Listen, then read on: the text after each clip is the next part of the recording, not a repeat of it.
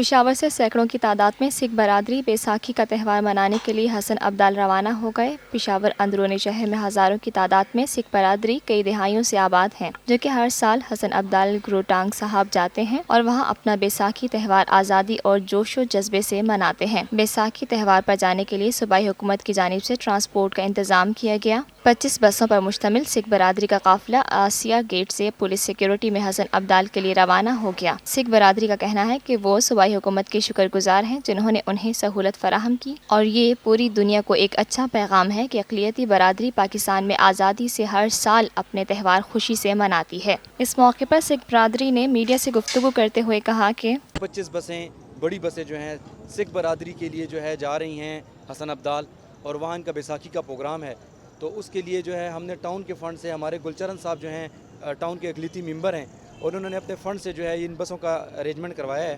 Lotus Lake Towers, a groundbreaking endeavor by Lotus Properties.